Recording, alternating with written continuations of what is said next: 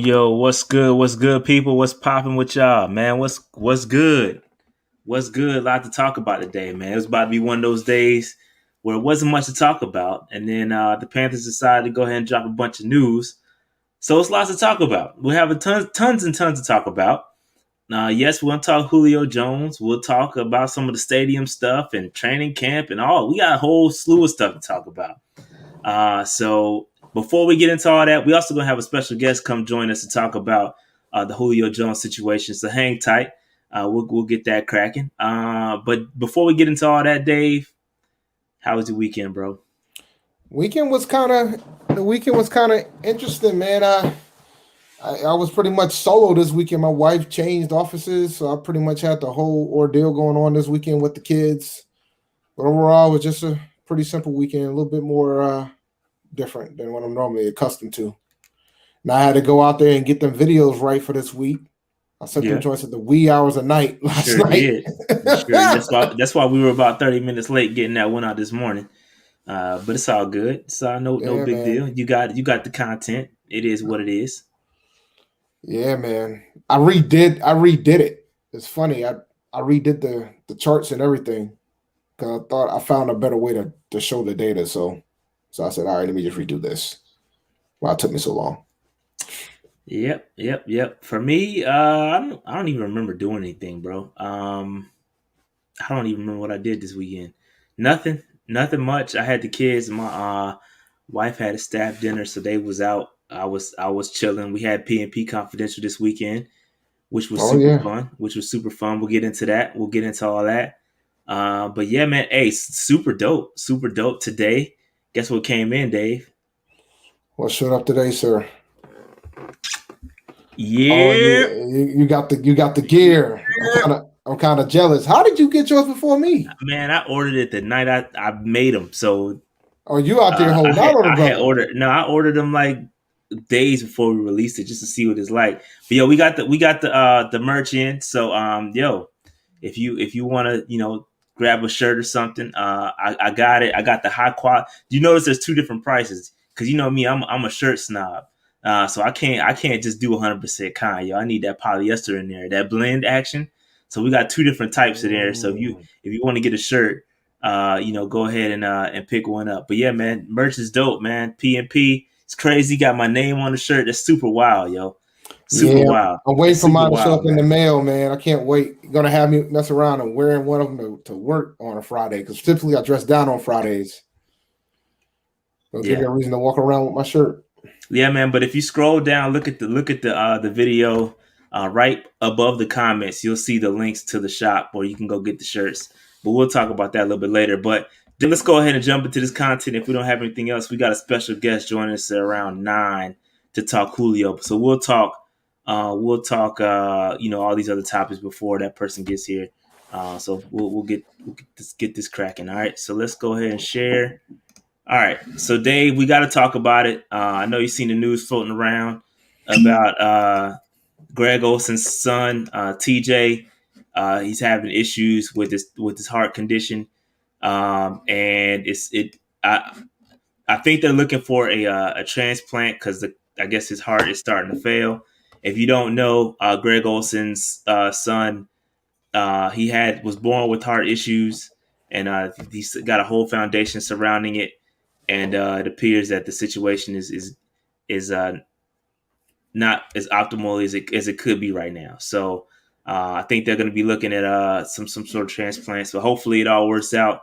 But I'd be remiss if I didn't bring it up. And prayers for Greg and his family. I couldn't imagine what they're going through. So I hope it works out, man. Man. Yeah, it's tough. That TJ's been fighting pretty much since his whole he's life, been bro. his entire life, man. So Yeah. prayers up to him and his family. I hope he gets a transplant, and I hope he makes it through. Yeah, man. I hope he make it through. And TJ is the one in the middle. If you didn't know, TJ's the blonde one in the middle. But yeah, man, crazy. So yeah, I think when he was born, like one side of his heart was underdeveloped, and so I guess they're just kind of working through it. Hopefully they get it right, man. I don't want to sit up here like I know everything, but I was reading up on it, and I hope they get all that worked out, bro, because it ain't cool. It ain't cool. So shout out to Greg, man. Hope TJ get it rocking and get his heart going again and get a chance to whatever they got to do. So hopefully it works out. Hopefully it works out. All right, moving on. Moving on. Anything else, Dave, before we move on? Prayers up to Greg and his fam. That's all I got. All right. So real quick, we talked about the merch. This is some of the merch you can get on the store. Again, if you scroll down right above the comment section, you'll be able to see the links. We got the Darn Coin shirts. We got the JC Horn shirts. We got the PNP. We even got the retro PNP shirt, the retro PNP logo. So yo, go over to the store, copy something. Appreciate the support, man. We making a little bit of change off of it. It ain't nothing crazy. But if you want to support via super chat, whatever, let's chill on the super chat. Let's buy a shirt or let's do something else. Super chat, YouTube takes a lot of the funds, so we're trying to come up with different ways to kind of keep the money we are bringing in. So we appreciate the super chats, but there's other ways to support. So that being said, we'll keep it moving. We'll keep it moving. Dave dropped his zero running back draft strategy this morning. And what are y'all thoughts on, man? I don't remember back in my day, I was always at least pick one early. Yeah, I mean, like the strategies kind of transitioned a bit. Like I think in the past it was don't take one until the 5th round, but nowadays you try to get one within the first 4, and then just focus on everything else, and then sacrifice your RB2, so to speak, is the best way to put it. But ultimately, the zero RB strategy is just about being contrarian, being different than everybody else, leverage the other positions to have a distinct advantage. Because if you decide to go zero RB, you should be heavy on wide receivers. You should be able to leverage that depending on how it falls. And most of the time, the injury rate is much higher at the running back position. And we saw that last year as the top 2 picks were hurt, and another one that was in the top 5 got the Rona. So, sometimes it works, sometimes it doesn't. Yeah, for me, if I'm going zero RB, I'm making sure I get one of them rookie running backs. Because one of them rookie running backs always pops They're gonna off. hit. Yeah, so if I'm going zero RB, and this is just from a retired dude, just a guy that I ain't really doing much in these streets. I'm a retired fantasy football player, but yeah, if I'm going zero RB, I got to make sure I get one of the rookies. The crazy thing is, last year you wouldn't even have that option because Clyde Edwards-Helaire was going in the first round in some leagues because he played for the Chiefs. Yeah, I believe that. Yeah, that. So Chiefs running back, there was always one popping off, and Andy Reid stuck with one. He always stuck with one till one of them got hurt. Then he would bring in the backup, and then ride that one till he got hurt. Then bring in the next guy. So it was smart to draft Edwards-Helaire, knowing that he was going to get most of the work. If you thought that, so I get where you coming from. If you thought he was going to get most of the work, so and history showed that they're going to ride that guy until he gets hurt. So it falls off. Yeah. So anyway, zero RB strategy, bro. Make sure y'all make it happen. Go look at Dave's fantasy videos. It's a whole playlist about Dave's fantasy strategies and what he's doing in particular players. There's a lot coming up, a lot of good stuff. If I wasn't retired, I'd be watching them. But I'm retired, so it's all good. This guy, if I wasn't retired. If I wasn't retired, I'd be ready, bro. But I'm retired. Yeah. Retired. This week we got a video. I'm doing a video on fantasy defenses, and I did one on the tight end wasteland. So it should be a good week. Yep. All right, moving on. Patreon. Go ahead and join the Patreon if you about that life. Panther Nation PC, patreon.com/Panther Nation PC. Hit that join up. Shout out to all the patrons. Game Dreamer 58, John Jarrell, LL Cool OYD, Lewis, Lunch Break Hot Take, Mark Raucus, Savageness, Steve, Craig. Shout out to Craig. He was the winner of a signed Yetur Gross Matos jersey. I was feeling extra generous on this PNP confidential, and I gave away two other prizes. Craig, he got a signed Yetur Gross Matos jersey, so shout out to him. Danny Meeks, Darius Jones, Deontay White, T Money, Nick Gaskins, Aspen, Devin, Dominic, and my franchise players: Ace, Burns, Charles, D'Angelo, Darius, Eddie. Shout out to Eddie. He was the winner because I was feeling extra generous. Like I said, he was the winner of a signed um, uh, uh, um, brown jersey, a signed brown jersey. So shout out to him. That definitely joint definitely gonna be popping. So shout out to Eddie. Shout out to William. Shout out to John. And then shout out to my MVPs: Antoine, Austin, Coach P, Ken Folk, Jared, Marcus, Noli, RJ, Charlton. Shout out to Charlton. Charlton, hit me up, bro. I haven't heard from you. You was the winner of the ticket, the New England Patriots versus the Carolina Panthers. Fam, you won, but you got to hit me up. Let me know if you trying to go, because if not, I'm giving it to the next person, and we're gonna redraw, and we're gonna get it cracking. So shout out to all the other MVPs, Austin and Matthew. I think Matthew was actually he upgraded his membership right before the joint. So shout out to Matthew. Appreciate that support, fellas. Again, Charlton was the winner of the MVP giveaway. He will be sitting next to your boy while we watch Cam Newton spill blood and guts all over Bank of America Stadium, if he's a starter by then. No, he will be, especially with and we'll get into that later once our buddy shows up. Yeah, later tonight, because he will be. He'll be here at 9:00, so we'll hang out until he gets here. But yeah, man, shout out to again. Eddie won the Derek Brown jersey. Craig won the Yetur Gross Matos jersey signed. Both of them were signed. And shout out to Charlton for winning the MVP giveaway. I felt real generous. Listen, y'all support us. I'm giving it right back. That's how I rock around here. It's how I've been rocking since day one. We continue to rock like that. It is what it is. All right. So moving on. Dave, we did not talk about this. Mm-hmm. We did not give our thoughts. And this is kind of a throwback. But we did not give our thoughts on the conversion from natural grass to artificial turf. Dave, what are your thoughts on this? Because this is kind of big. And we ain't talk about it, but it's kind of a big deal. Well, we got all these athletes that we out here drafting with these high RAS scores that are pretty fast, and they tend to be faster on that turf. And we got to have some dope turf when A&T beats up on North Carolina Central in 2022. That's a fact. Shout out. That's a good point. I don't have a slide in here for that, but yes. It's fine. I'm always about the segue. So yeah, A&T is definitely playing North Carolina Central in 2022. It's the Aggie Eagle Classic at Bank of America Stadium, so that's dope. I will be there. I will be there too. I get to see my home, my school, my alma mater destroy our rivals in Bank of America Stadium, and it's gonna be super dope. But Dave, going back to the topic at hand, see, while you are correct that guys are faster on the turf, they're also more likely to be injured too, Dave, on the turf. I know. So the analysis shows that players have a 28% overall higher rate of non-contact lower extremity injuries on turf. 28%.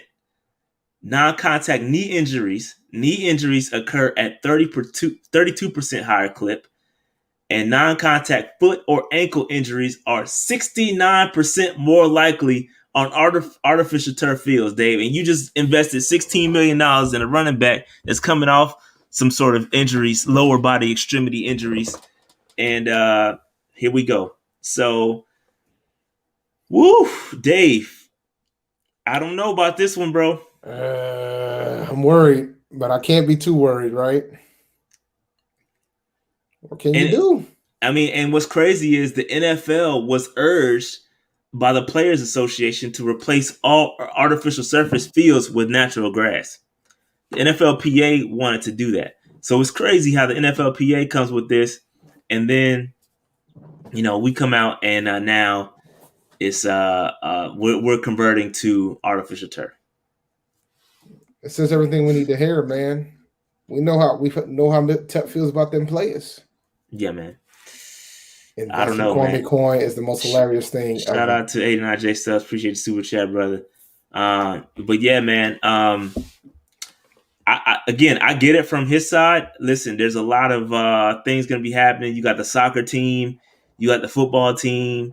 It's a lot going on at the bank, and I guess the upkeep is much less than a natural. It's keeping natural grass is much more difficult. I'm assuming Oh, it than is. artificial turf. So It uh, absolutely is. But the better question is, I wonder what those decisions look like for soccer players. Because I mean, it's not just about the football team anymore now. it's not. Yeah, So we know what the numbers are for football players, but I wonder what it is for soccer. So things that I yep. wonder. But I think one thing's for sure, we're gonna have to we have a lot of teams with a lot of speed in our division too. Like the Saints, they'll probably be faster on turf. The Falcons will probably be faster on turf. So I mean, grass historically slows these type of players down. So I always thought the natural grass gave us like a bit of a home field advantage, mhm. and just taking that away kind of sucks. But I mean, I guess it is what it is. I just hope nobody gets injured. You know what I'm saying? That's all I'm saying. I just hope nobody gets injured at the end of the day. So yeah. So any more thoughts on the grass conversion? Looks like they donated a lot of the soil to the parks too in the Yeah, area. they So shout out yeah to them they for that. yeah they donated a lot. Apparently, they could have got a lot of money if they would have sold off the turf or whatever they did with it. But they decided to donate the dirt. And I don't know. I don't know. Whatever they did, I guess it works for them. So I'm looking it at the is what it is. comments. Looking at the comments, I guess soccer players prefer grass, which would make sense. I mean, they out here running out there for like almost 45, 50 minutes at a time. So a little bit different. Yeah, I don't know, man. It is what it is. I'm kind of indifferent until somebody gets injured. Somebody gets Hmm. injured, then I'm gonna have a problem with it. But it's all good, I guess. I don't know. We'll see. I guess that they would have to. I mean, the bubble inside the bubble is turf, but outside the bubble is not turf. So I Hmm. wonder how they're gonna do that. Like, you can't practice on grass, and then I mean, I guess they have somewhere to practice technically inside the bubble. Yeah, they could practice in the bubble. Yeah, I guess they had a trial run with it last year inside the bubble. So Yep. I don't know. Yep. It is what it is. All right, Yep. moving on. Yeah, man. Moving. I'm Let's just my move on. biggest concern is that it's going to impact other teams. It's going to help other teams too. All right, Dave. We back. We back in this thing. Wofford College, Spartanburg. It's announced that training camp is back and it's gonna start July 27th. And I don't even know what day it is. I I'm think it's checking right now because I'm going to be down there in July, but I bet you it's the week. That's the week after. Yep. the 27th. It's Yep. going to be on a Tuesday. It is. And I'm going to be flying back from South Carolina, flying back to Rhode Island from South Carolina on the 25th. Well, you gotta extend Ah, that a couple days, man. man. You're right up the street too. My what? Now you got to go back to the well, man. I guess asking for that donation might have been took it over the top, huh? Now you can't go back to the well again, Dave. Dave can't go back to the well Nah, because of Brandon Zilstra, dog. yo, the dilemma I got, like I'm flying down to South Carolina on the 21st. I mean, I can look into extending the trip, but if I extend it, I can't extend it past the 28th. And even then I might get killed. Maybe I can shift it a day, go from the 22nd through the 27th and not make it look as bad. I don't know. I gotta figure it out. If I Dave go, gonna I make can it only happen. I don't know if I can, man. Dave gonna make it happen. I believe Dave gonna make it happen. Maybe I'll come up with an excuse to come in August. That's probably more realistic, truth be told. Yeah. Fly So back Joe, down fly back yeah, down in August. yeah. So Joe Person says we're gonna start on 27th. It's gonna be in Spartanburg, but they've not figured out the attendance for whether the fans gonna be in attendance yet. They haven't quite figured that out yet. I'm assuming since the next, we'll talk about on the next slide. I'm assuming that they will have fans in attendance. I don't know how it's going to work. Like, I'm pretty sure they're not going to let folks get too close to the players. So I'm wondering how they're going to figure out the autograph stuff, because Yeah, that's what I'm interested in so personally. here's my thing, and this is probably more of my risk averseness when it comes to this.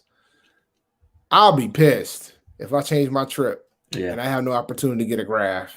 yeah, And I don't know if it's worth the risk here because yeah, I know what you're going to talk about in the next slide, even though I haven't seen the slides. But I think it's good that they're staying in Spartanburg for this one. But I think yeah, they have to because they got to finish building the other practice facilities and stuff. yeah. I think it's good that they kept it at Wofford.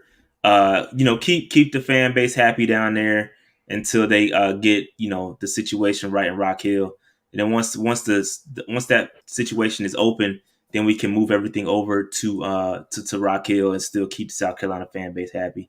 But it'd be much better for me to travel to Rock Hill versus Spartanburg. Oh Um, yeah, oh but yeah, I love Spartanburg. It's dope. I like it out there. I've been going out there every year. It's been available to us since 2011. What was it was Luke's rookie year, right? That was yeah. That was 2012. 2010. No, 2010. 2012. 2011 was Cam. 2012 was Okay, Luke. yeah, you're right. No, but we didn't catch Luke Cam's rookie year? Mm-mm. Nope. Nah, I don't believe that, Dave. Nah, we didn't. I All know right, we you might didn't. you might be right. I know we It didn't. was Luke's rookie year. Yeah, it was Luke's rookie year. It wasn't Cam's because Cam already had that swag at that point. Had the kids following him and shit. Cam already had it. It was a year, and it is hot. 89 J Stubbs. It was hot, hot. Yeah, it was super hot. It's always hot, But man. It but was I hot but I, today too. yeah, I've learned a lot of things about Spartanburg over the years of going down there. The first thing I learned is that place is a ghost town when there's no college going on in the city. Shout out to Sean, man. That was out there when I was soliciting the fans. That was when I was soliciting the fan base. Yeah, man. Dave out there passing out business cards. Now I didn't have that. I was out here Nah. offering prizes. We were trying to get the numbers up, man. Yeah, but it's always hot out there, and it's gonna be fun though. It's gonna be fun. I'm gonna be out there. So if y'all see me in the streets, holler at me. I'm gonna be out there for sure. I think I saw that Pat is gonna be out there. Shout out to Pat Coltrane. So we all probably gonna be out there. Hit us up if you see us. It's gonna be fun. It's gonna be fun. Either way, no autographs or not, I'm gonna be out there just to kind of peep the scene.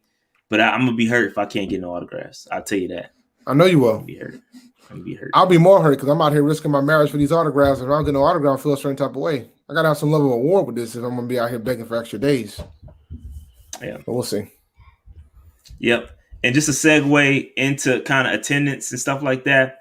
Bank of America Stadium will be at 100% capacity, and there are the rules, Dave. There are the rules. No mask required. No proof of vaccination. There's no separate section for vaccinated versus unvaccinated. They're going to be continue to clean the joint. Hand sanitizer are going to be available, and then mobile ticketing will be available for folks to enter the stadium. Hey, masks are optional. What you think, Dave? Not shocked by any of this.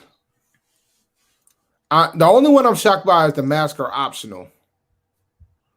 Only because that goes against the CDC. But hey, who am I to express my opinion on the CDC? Yeah, I think it's cool. Everything else that's expected. We're never going to get to the point of having proof of vaccination to do much of anything, right? Maybe if you want to travel internationally, but other than that, I don't think you're ever going to have that happening. But I think everything the CDC confirmation is a different thing, but it's still going to be based on an honor system, right? But This is pretty much saying you ain't got to have a mask period whether you're vaccinated or not. So. Yeah, I mean, at the end of the day, you got a choice, right? You got a choice whether to go or not go. It's on you, right? At the end of the day, you have a choice not to go to the game. You have a choice to go to the game. I'm gonna be at the game. I'll probably most definitely be wearing a mask for sure, unless it's like crazy hot and I can't breathe. Yeah, that's the problem, right? And that's the issue. Because like it's one thing if Carolina was playing New England up in New England and the weather is somewhat reasonable in the fall up here, so I can understand if they have some level of requirement when it comes to a mask. But I know for a fact it's like 90. It's going to be 90 degrees, 95 degrees out there in September. Hot. It's going to be hot. So I know that wearing a mask in that type of heat is a frustrating experience. Yeah, and then things here in North Carolina, I can tell you right now. I went to the grocery store yesterday, and like folks are, they starting to peel the mask off, dog. I mean, and if you vaccinated, then it is what it is. That's the law now. So if you vaccinated, you don't have to wear a mask. So it is what it is. Whatever. Do you, man? Do you? At the end well, of the day. I mean, like in Rhode Island, they pretty much are full 100% capacity as of last Friday. The only places where you got to wear a mask is at like hospitals and medical care centers and schools. Everywhere else is pretty much at the business's discretion. So it's pretty much open now. Like, but we're at a 1% positivity rate too. So I think we're a little bit different than most of the country. Yeah, we're sitting in a pretty good spot here. All right. So we got impeccable timing. This was, you can't get any more perfect timing than this. All right. So real quick, I got to bring in my mans. I'm bringing my mans, Big Low Country, Big Low. You seen him. You seen him on my draft content creator joint where I had all content creators coming in to kind of holler at us and make their picks. And he made an appearance. Big Low, one of my favorite dudes out in these streets, is he's rising up. He's rising up. He is a Falcons fan, repping for the Falcons, repping for the Hawks, and everything Georgia. Okay, and we got to talk about this Julio Jones stuff because my ears been to the streets, but they ain't really been to the streets. Okay, you are going to keep us in the loop, kind of let us know what the hell happened with Julio Jones and kind of your thoughts on it. Big Low, first of all, what's good, brother? And welcome to the show. Thank you for coming on. We got to get your thoughts, bro. Man, what's good, fam? First of all, I want to let thank y'all so much for letting me come on, man. I've been checking y'all out for a long time, and much respect to both of y'all brothers, man. 100%, man. 100%. Definitely. Appreciate it, man. Definitely. So pretty much what's been going on, bro, it's been pretty crazy in Atlanta for these last 8 hours or so. But to be honest with you, bro, this is a long time coming. Atlanta Falcons fans have this love-hate relationship with Julio Jones. He'll make an amazing catch on 1st and 10 on our 35-yard line, but then when we get in the red zone on 2nd and goal from the 8-yard line, he's out the game and he'll stay out all the way. I mean, so I was, it's funny. I was going to ask you about that, man, because here's my thing, because I've been reading up the reports, and for those who aren't aware, I live in the New England area, so the speculation about Julio Jones going to the Patriots has been getting rampant like crazy up here. Some of the fan base is indifferent about it because he pretty much said he wanted to play for Cam, and a lot of the fan base don't want Cam starting. So from the standpoint of, is it because of the injuries? Is it because, that's what I thought, because I've noticed when we've played Atlanta, and when I watch the Falcons play, he is from 20 to 20, he in there. Yeah. But once they get in the red zone, he's out of there. And and here's Fantasy Dave talking now. From a fantasy perspective, I despise that shit. I need them touchdowns, bro, if I'm drafting that man. Hey, if you're in the league where yards count more than touchdowns, or the bonuses, that's completely different. Yeah. But if you're in the league where you gotta, it's not a PP. I mean, points per catch league. Yeah, it's. Hey man, this Julio to hurt you. As a matter of fact, like there's a rumor that the players on the team call him the end zone virgin because he doesn't get. Damn, he doesn't get in the end zone the way he's supposed to. No, but he should. Like his stature. He should be a red zone threat, but they pull his ass out when they get in the red zone. So let me ask this: was it not a coaching thing, or is it? I mean, because if it was me, I'd be looking at my coaches like, "Yo, what the hell y'all doing, bro? Or are we all putting it all on Julio, or is it kind of what's good with that?" I tell you like this right here, Shad. You watched Laker game before, right? Like when you see LeBron James. When LeBron James ready to come out the game, he just walked to the sideline. Okay. Mm-hmm. You know what I'm saying? Julio got that kind of clout in Atlanta. Like he don't got to tap his helmet. He just runs to the sideline. That's fair. I never really paid attention to that. If you get a chance, like if you watch, if you watch any of those old games, like Julio, he'll make a catch. If he's kind of winded, he'll just run to the side. He'll just go to the sideline.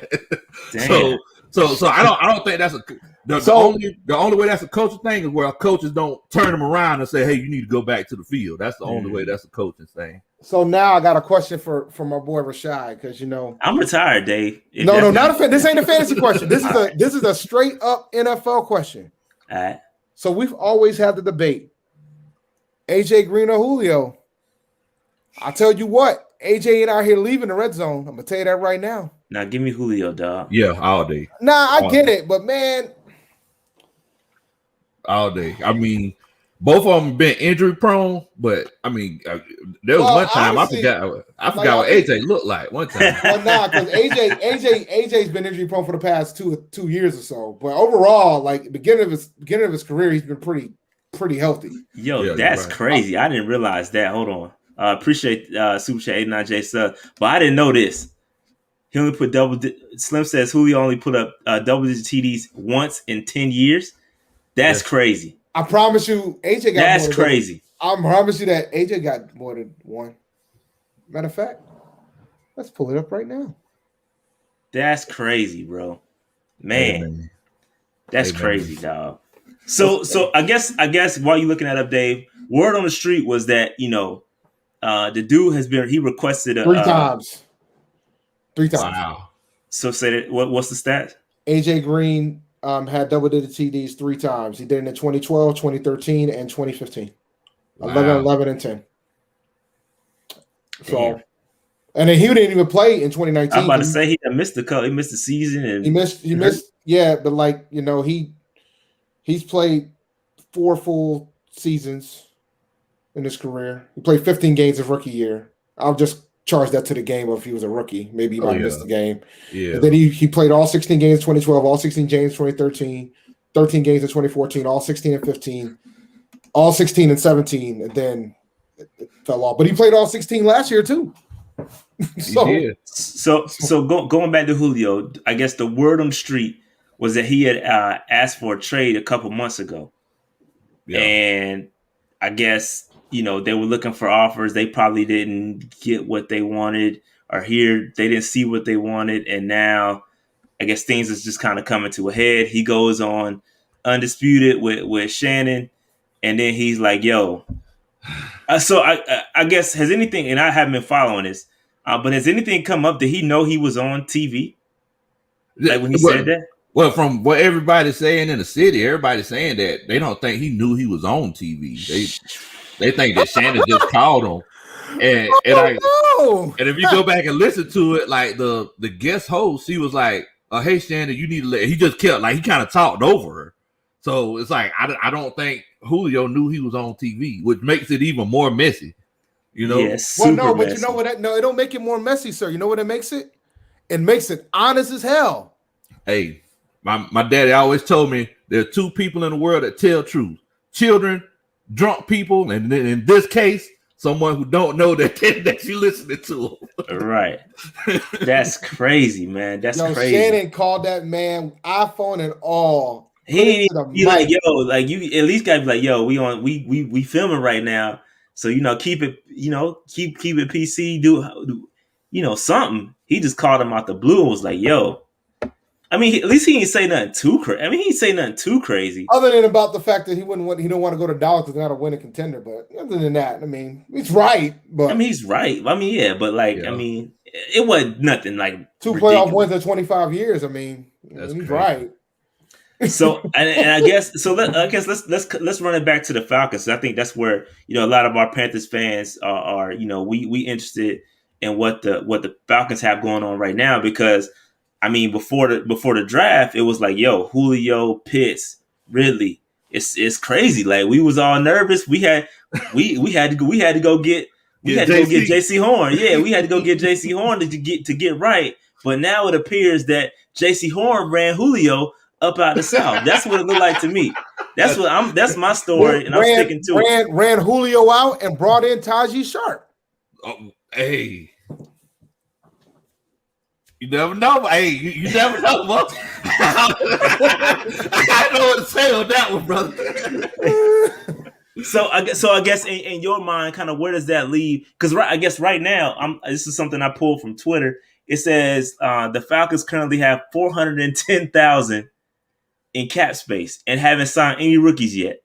Man, so in the Julio trade, you never know what you can get. I mean, I've been seeing like a second round pick.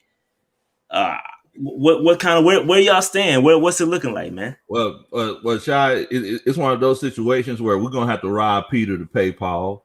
So basically, moving forward, because with this Julio Jones trade, it's actually going to put us in an even worse salary cap situation because of the dead money. Mm-hmm. This trade ain't going to be able to go down until after June 1st, and we're still going to be in a bad situation even then because it's going to be like $15 million hitting the cap.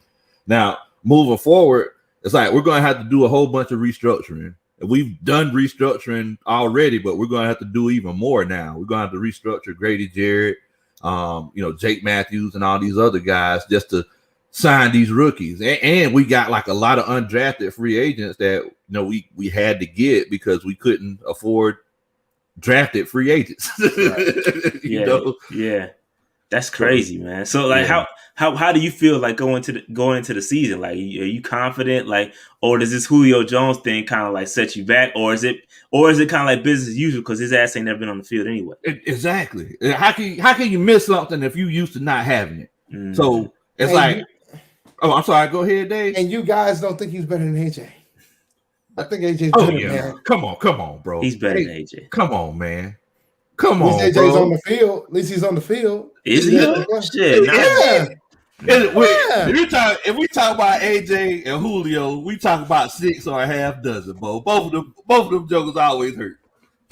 They always hurt. And it's like ever since, because I'm pretty sure y'all kept up with the whole contract dispute and everything Julio Jones had a couple years ago. Ever since then, it's like I've been questioning myself personally, where it's like, has Julio really been hurt, or has he just been feeling funny about this situation? Like, does he just not want to play for the Falcons anymore? But before the big deal, though, Julio had injuries. Before he got paid, he had injury problems. But he played. Not always. That always happens, though. We talk about that with Christian too.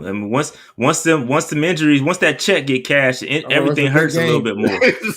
Yeah, so the soreness is not sore. It's not sore anymore. It's really injured. It sticks a little bit longer when you ain't gotta run around for your cash. When you're not paid, you're hurt. When you're paid, you're injured. That's how it is, man. That's true. You're right. So, I can't knock it. So Tavita asked the question. It was a really good question. Big Low, are the Falcons in a rebuild? Like, are y'all in a rebuild right now? I don't think it's a rebuild. I think it's a retool. Oh, that shit, same shit we said. I think it's a retool. First of all, I just want to let all the Panthers fans know, y'all are my favorite team in the NFC South. First of all, I got love for y'all the most. I had a brother-in-law. His favorite team was the Panthers, and he unfortunately passed away. But I always show love to the Panthers. And Cam is from Atlanta, of course. Right. But I know that's the same thing y'all said because I seen it on your show. But we got better whenever we got rid of our coaches. When we got rid of our coaches, that gave us 4 wins right there. You're right, though. You're right. You're right. So listen, I was rooting for y'all to keep my boy Dan, man. I was rooting for y'all. I bet you was. Yeah, we wanted Dan around a little bit longer, bro. Longer. Like when they fired him, I was like, damn it, they're gonna actually get a good coach now. I called Dan the snake oil salesman because Dan, boy, he talked himself into that job. Real talk. I don't understand how he stuck as long as he did. I'm gonna be honest. All jokes aside, I didn't get it. Like I was like, all right, maybe the Super Bowl appearance kind of did something, but other than that, Dave, AJ better than that right there? No, Yeah, okay. Yeah, I didn't think so. I think once that stat came up, you was gonna turn around real quick. AJ ain't Now, better like than you know what the funny better thing than is, Julio, dog. I still got his numbers up, and I'm like, did AJ even beat? Like, did we even get something with the prime years? And I'm like, a couple. Come on, man. I mean, AJ was good though. Now, don't get me wrong, but I mean, and I'm not being biased because I'm a Falcons fan, but Julio, he was a different kind of monster. He's different, Julio. He built different. Yeah, he built different. And he got a better quarterback throwing to him too. So Yeah. I mean, unless you're gonna tell me today that Andy Dalton was better than Matt Ryan, and much as I don't like Matt Ryan, I'm not even that fool to say that. I mean, you hear I didn't say that, Dave. You hear that? I'm just saying that man was putting them numbers up. That man damn near got 1,500 yards in his third season with Andy Dalton throwing to him. I mean, that matters just a bit, just a tad, hey, just a little bit. I can't say that. So here's another question from Grandizer Big Low. They saying that did you personally want Matt Ryan still around, or do you think they should have drafted a quarterback instead of taking Pitts? I think we was good with Matt Ryan. I think that Matt Ryan's one of those people he's one of those players where if you give him what he needs to win, he can win. Because y'all know this from experience, because y'all see us twice a year and we're in the same division. We never had a defense. We know that you have to give a team a good defense to have a chance to win in the NFL. And we've been ranked in the top 10 like only one time ever since Matt Ryan has been in the NFL. Ooh. So it's like if there was anything that I wanted, I didn't want Kyle Pitts. Whenever you contacted me to do the draft, it took everything in me not to take Kyle Pitts, but it was the best move at that pick. Yeah, you nailed it too. Yeah. Well, I mean, truth be told, though, I mean, the Falcons kind of didn't have a choice if they weren't going to go quarterback. Like, if the first 3 picks are quarterback, you got an opportunity to take the best player, best not quarterback available on the board. Especially if you knew Julio had one foot out the door, you almost had to take. Yeah, you almost had to take. But even if Julio was still there, shit, we could have traded back. Think about this, guys. We could have traded back. Yep. To 7, and we still could have got Kyle Pitts, and we could have got a defensive player later on in the first round or in the second round, or we could have traded back. I'll be honest. If you guys traded back to 7, Pitts won't be there, bro. I think Miami would have took him. Yeah, Miami would have took him. Oh, I have no doubt in my mind. Or we could have traded back, and we could have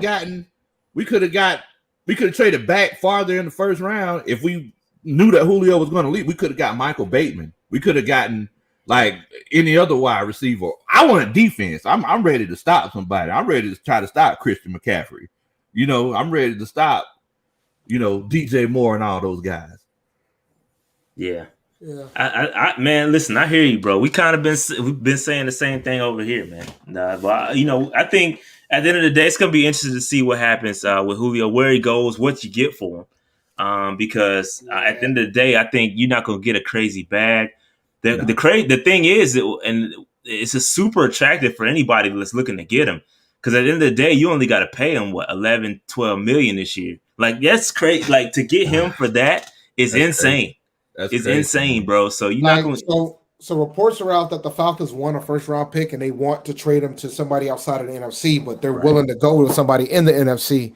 I don't think, in my opinion, I don't see them getting a first round pick.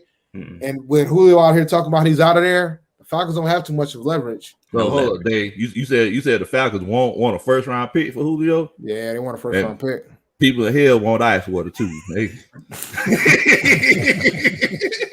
ain't gonna get no first round pick for that man. They're not getting them. It's true. It's gonna be a sucker if they do. If they something like, and the thing is, man, like they're talking Patriots or Titans are probably the 2 spots where he'll end up, and I think the Falcons would prefer to send him over to the AFC. But yeah.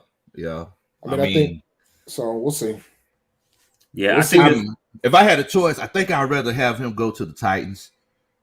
I want to go to the Patriots. You want to go to the Patriots? Because I want the fans to squirm. Because he already said he wants Cam to start. He wants to go over there to play with Cam Newton. So I want the fans to squirm a bit. Boy, that game on November 9th, you just asking for it, huh? We still gonna have to see Julio and we're gonna have to see Cam. I ain't ready for this, man. I didn't say it was gonna be fun. I'm just saying I want the fans to squirm up here. No, And you to want get us to squirm too, Dave. That's what No, it we're not sounds gonna like. squirm. It's gonna be blood I and am guts. squirming. I'm squirming Blood right and now guts is thinking blood and about it. guts. Blood and guts is blood is good. Blood and guts is blood and guts, bro. Cam is gonna destroy us with or without Julio. That's Think gonna so? happen. Yeah, but it's gonna be Oh, worse yeah. with Julio. It'll Way be worse. It'll be worse.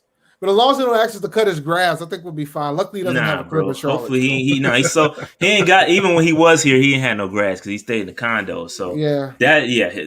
So that's a Steve Smith reference for when he Steve destroyed Smith us with the Ravens. He pretty much told us to go cut his grass for him. No, he didn't pretty much. He said it. He said now, it. cut my grass. How disrespectful is that, man? Steve, he was a different kind of dog, boy. The GOAT, man. He was man. That was the energy that he brought to the game, and it's like that made that whole Falcons Panthers rivalry like that much more special because you know he's going to have one play where he's just going to do something. You'd be like, man, what in the world? This he built different. Steve was crazy. Steve was a wild dude. But what was I going to say? So listen, at the end of the day, I'm glad Julio is getting his ass out of the NFC South because I'm tired. We done seen enough. Okay, we done seen enough. Good riddance, and don't let the door hit you on the way out, bro. That's all I gotta say, Julio. Don't be like that, man. They might work it out. Nah, they ain't. Nah, you see the quote? I'm out of here. Is what he said. Ain't nothing, man. Ain't nothing else. Ain't no mediation. He's gone. Good riddance. Peace out, Julio. Now, maybe I'm being a homer and maybe my heart's in it too much. But over the years, especially that Super Bowl year, the Falcons' offense is actually better without Julio. Oh shit! No, I believe it. No, I believe it. Yes. I believe it because that might be a factor. It's the same theory I had with Tom Brady when he had Moss. Yeah, he would always sling it to Moss. Yeah, all the time. He ain't win no Super Bowls with Moss either. He been to one, but he ain't win one. That's true. But he would always sling it to Moss. That's true. But then when he started not had these no-name wide receivers, he would just spread them shits out. Spread them out. Look at the Browns and OBJ. Like OBJ, everybody's like, oh my God, the Browns, they got OBJ. And look, I want everybody out there to know whenever I say this, I don't mean nothing nasty. This is just old country reference. But everybody's starting to get naked for the Browns. Everybody's like, oh my goodness, the Browns, they finna go to the Super Bowl. They got OBJ. They're forcing the ball to OBJ. They look terrible. OBJ gets hurt. Man, all of a sudden they started playing great. So this might work to our benefit, to be honest with you. Yeah, Julio to the Chargers would be interesting. I would like to see that. Julio to the Chargers. I don't know what Julio Jones and Keenan Allen. Whew. Yeah, Mike Williams, Herbert, Rashawn Slater. That offense would be nasty, bro. That offense would be nasty. I can see that. The game against the Chiefs would be like 45-30. All right, so Big Low, hey, you welcome to hang out with us, bro. If you want to hang on, you can hang on. If you want to bounce, you can bounce. But we gonna move on from Julio Jones. We'll probably kick it about some NFC South stuff a little bit later. But you're welcome to hang out. We're gonna keep rocking here. Yeah, I'm gonna chill out with y'all, bro. Before. Hold on, Dave. I got a slide for it. That's what you're gonna do. I got a slide for it. Hang on. It's coming up. Just checking. I'm just checking, man. I'm looking at these clocks. All right, yeah. Hold that thought. So the number changes. It's official. DJ going to number 2. You seen it out there today. It looked nice. Dave, real quick, what's your thoughts on the number change? I'm gonna stop buying these jerseys, bro. I'm gonna stop buying these jerseys. These cats out here changing these numbers. I'm gonna stop buying these jerseys. But I do have a signed DJ Moore jersey, so now it's retro. It's retro. It's gonna be worth a lot of money, man. It's retro. It's gonna be worth it. If he make the Hall of Fame, that 12 jersey gonna be real. It's gonna be worth a lot of money, bro. So hold on to it. And I just gave one away too on a live stream. I gave away a signed DJ Moore jersey. And he just got to join in the mail. Yeah, man. So he laced up. That's gonna be at least a couple grand once he retired. So it's gonna be nice. It's gonna be nice, man. But I like it. It looks good, man. It looks good on DJ. Number 2 looks good. It do. So JC, he ain't gonna rock the deuce. JC wearing number 8. He's got number 8. He got Kobe. He's a Kobe fan, so he's rocking number 8 for the Mamba. Man, He I wants ain't to gonna lie assume. to y'all. I don't like the number changes, bro. Why not? You old school, bro. That's why, ain't it? I guess because I don't know if y'all know. I used to be a football coach, Okay. and it's like I just think about it from just being on the field perspective. It's like if I have a linebacker and there's a guy here and that's number 2 and he's 6'3", 240. I'm like, is this guy a tight end or is he a wide receiver? You know what I'm saying? Yeah.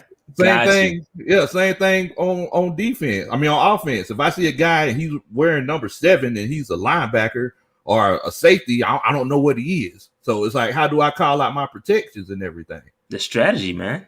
That's why Brady. That's why Brady hated it, because Brady now got to have to think about this shit. Yeah. Serious. It's interesting because Brian Burns was going to change.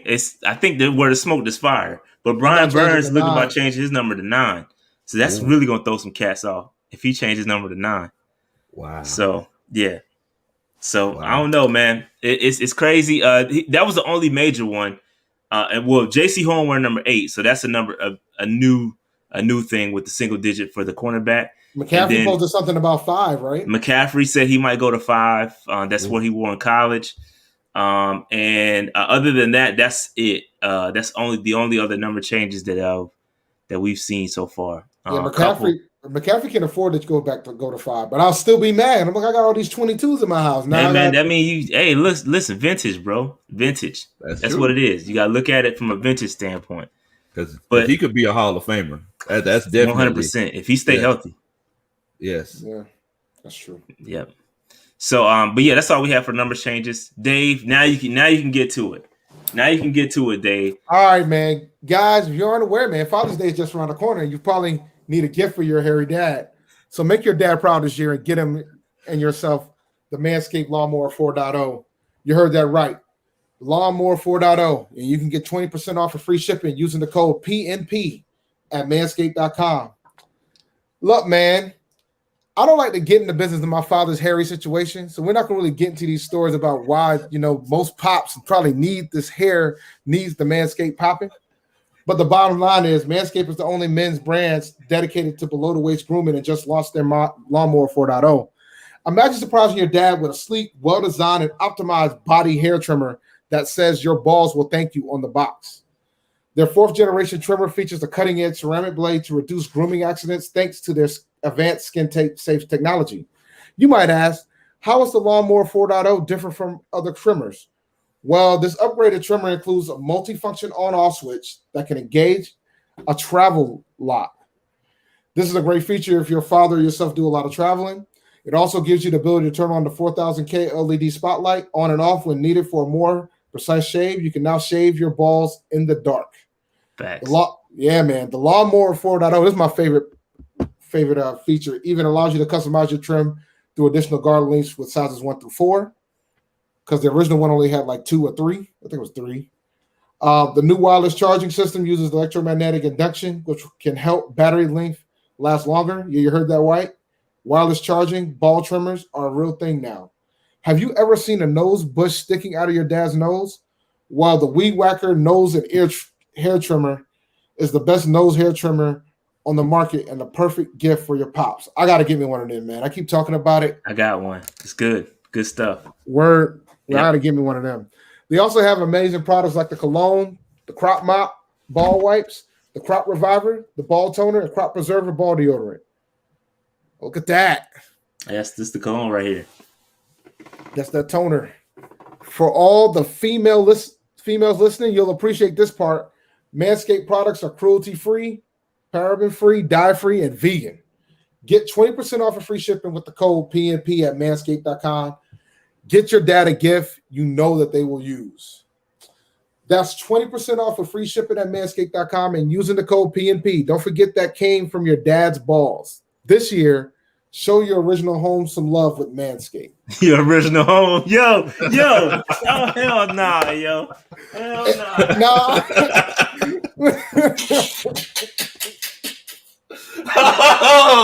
Yo, like, look, man, it is the original home.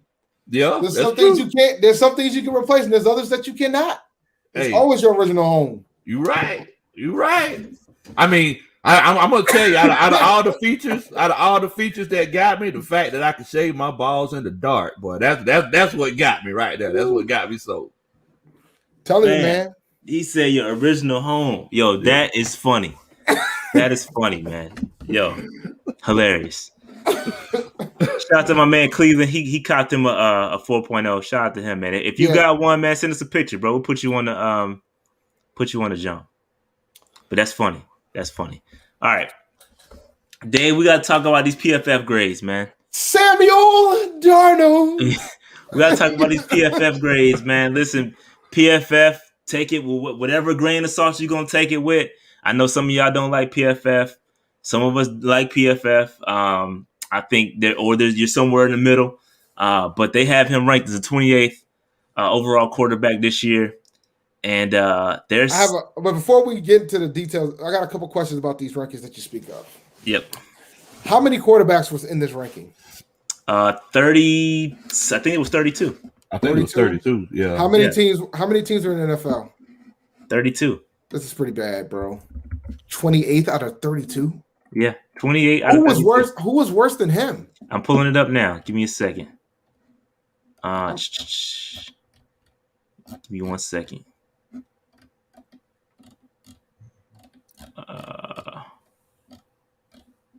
Dang, nabbit. I can't find it. 89 J Stubbs says, please don't send no pictures. Don't worry. not of the. Y'all know what I meant. No. They're talking about the. I know what they're talking about. Oh, Jesus, they know what I meant. Listen, man. Come on, man. Where's the rankings at? I'm gonna find him. Man, it's rough, man. It's like I feel like they're giving Sam a hard break, bro. Here we go. I think I got it. I'm not ready to say that. You ain't ready to say it yet? No, I'm not ready to say that yet. The quarterbacks worse than Sam were Tua Tagovailoa, Zach Wilson, Jalen Hurts, Drew Lock. Yes, they had Drew Lock starting over Teddy. And one better than Sam Darnold was Cam Newton. Cam Newton was 27. Really? Yep. Yeah, but listen, man, we talked about this on PNP Confidential, man. I'm really starting to pump my brakes on Sam Darnold a little bit. I was excited at first, but at the end of the day, man, I did a good, bad, and the ugly on him, and there's a lot of bad. And I think that there can't be any excuses for Sam Darnold. I'm hoping he's successful, man. Like if he's successful, that means the Panthers are successful. But there's some things that are really concerning. Like let me get this one thing out, Dave. But if you look at this last joint, the fourth highest uncatchable pass rate, 21.9% since 2019. His accuracy is not good. And listen, everybody's gonna bring up the offensive line. And y'all can say he didn't have weapons and blah, blah, blah, blah, blah. The man had weapons. That's just not true. He did have weapons. And, yes, his offensive line was garbage. But with clean pockets, the man wasn't very good too. So you can play it both ways. At the end of the day, I hope he's successful, man. I'm hoping Joe Brady can turn him around just like he did with Joe Burrow, LSU. Completely flipped Joe Burrow. So I'm hoping he can do the same thing. But there's some reasons for Panthers fans to be a little bit apprehensive about this. Go ahead, Dave. All I'm gonna say is this, man. If he doesn't if he plays like he draws, we're gonna be terrible. We're gonna be terrible, bro.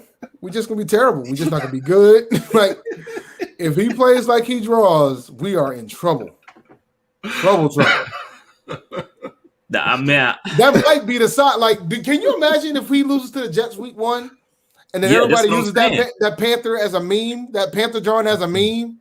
Like every single time he loses, somebody posts that as a meme. I'm saying though, like, listen, we cannot lose to the Jets week 1. If we lose to the Jets week 1, that's a problem. That is a serious problem. And there's some folks telling me, well, that's only one game, and I'm like, nah, you can't lose to the team that you slandered on your way out the door.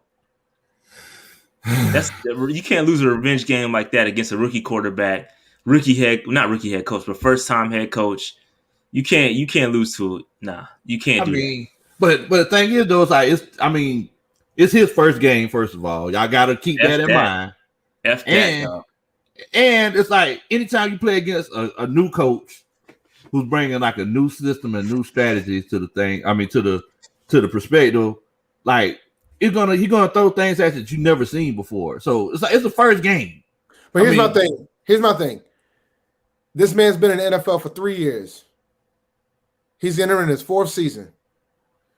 He's going to have a full off season to learn this offense. Something that the previous quarterback that we had did not have. Didn't have it. You're about to play against the team that just traded your ass.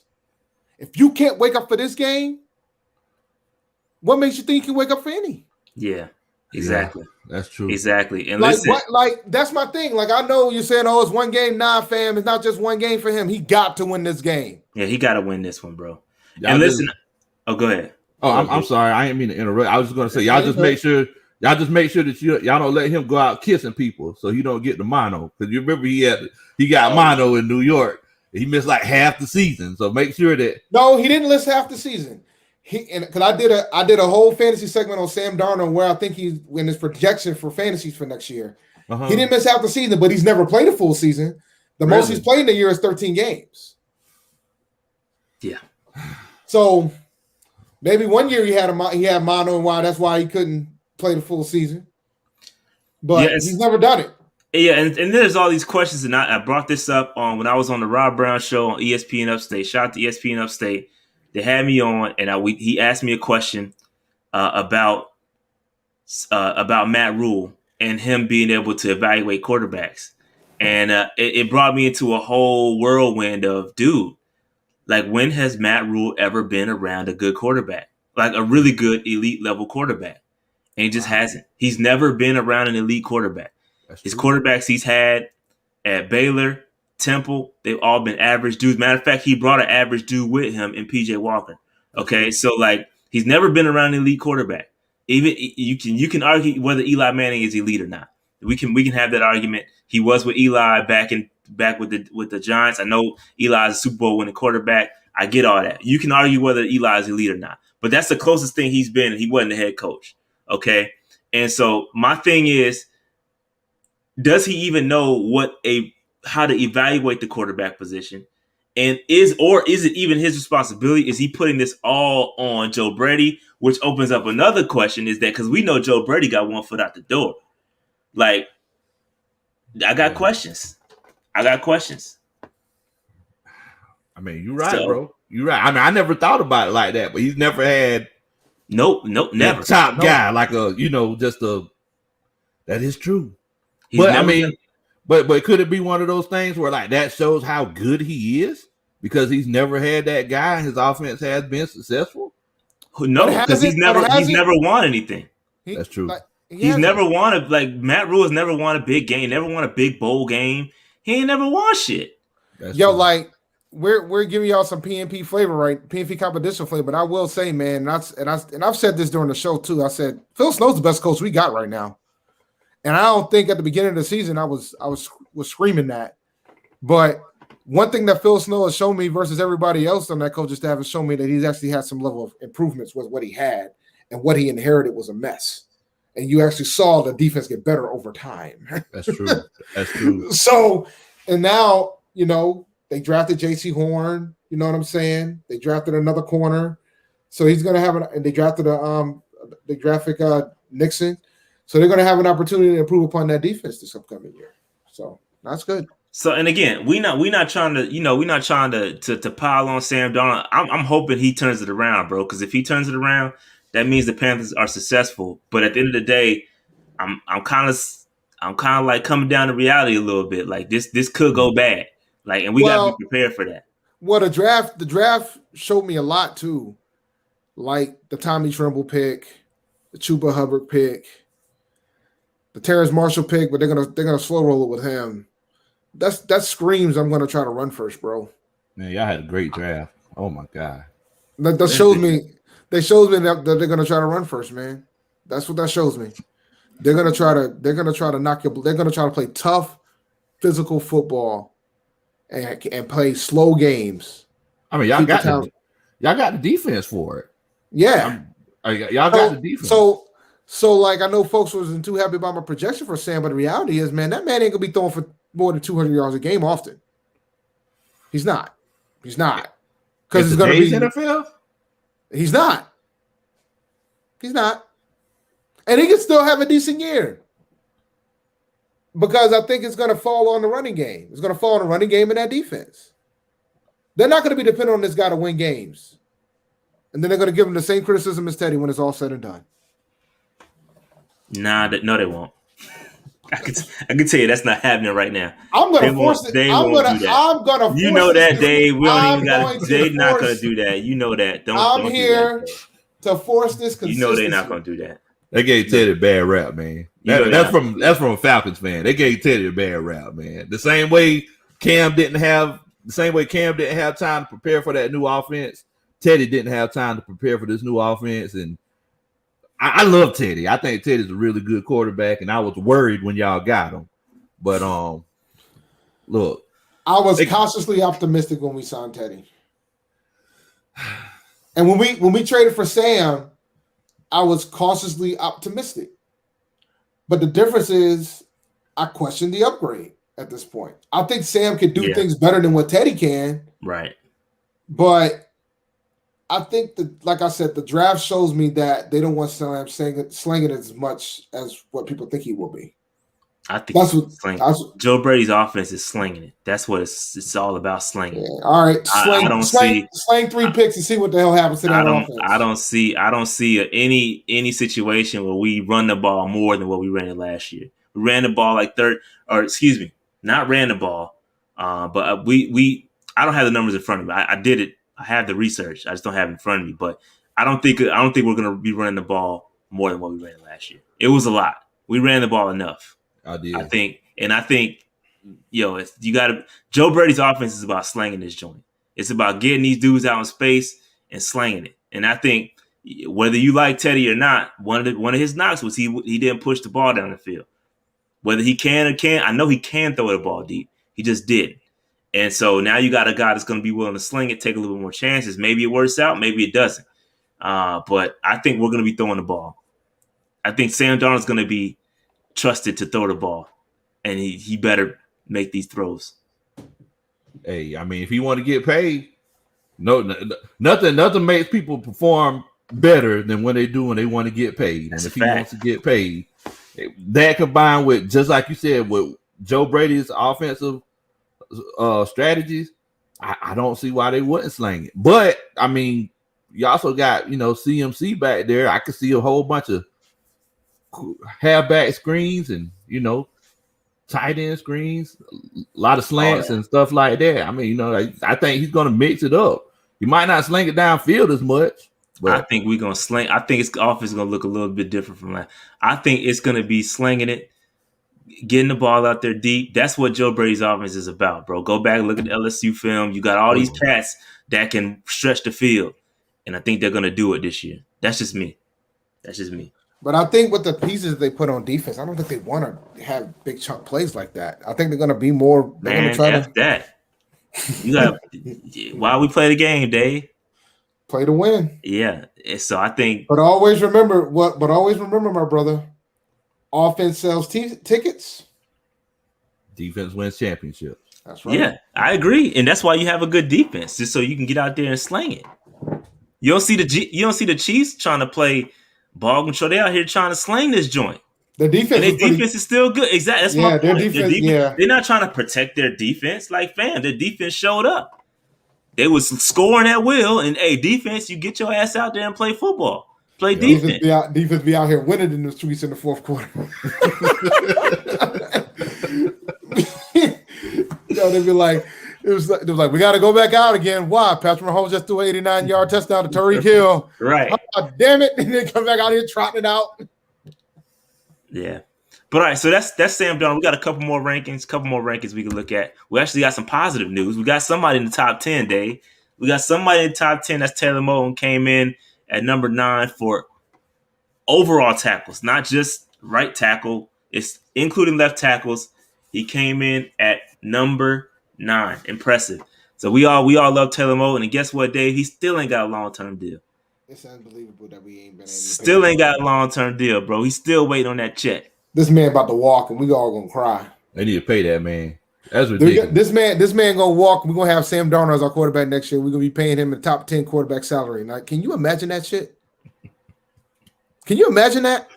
And we're gonna and this man gonna walk, and we're gonna get nothing for him. They better tag his ass. Better tag him again. Just tag him every year. Yeah, just tag him. Tag don't care if it's 20. Don't care if it's 20% more. Just tag him. You can't let him walk. You cannot. Not for nothing. You cannot do it. You can't.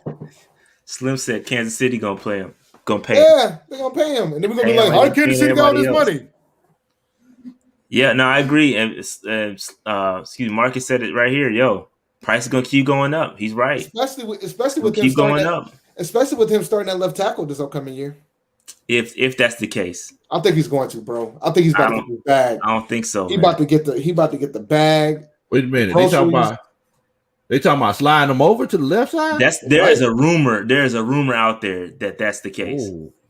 If he's a top 10 tackle, why wouldn't you? Yeah, I was just gonna say I think he could do it, but I'm just thinking he finna get broke off. Like that's gonna be.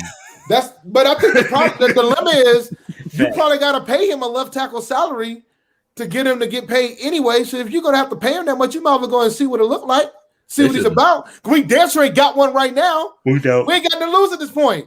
They should have. Put his ass over there and see what happens. They should have paid him when he was still on the right side and then kicked him over. That's what they should have did. Man. Yeah, that's crazy. Oh, they're gonna move him. They should. Like they didn't really like. I don't know if Brady Christian is gonna be ready. I'm pretty sure he won't be. Nah, I don't trust Cam Irvin.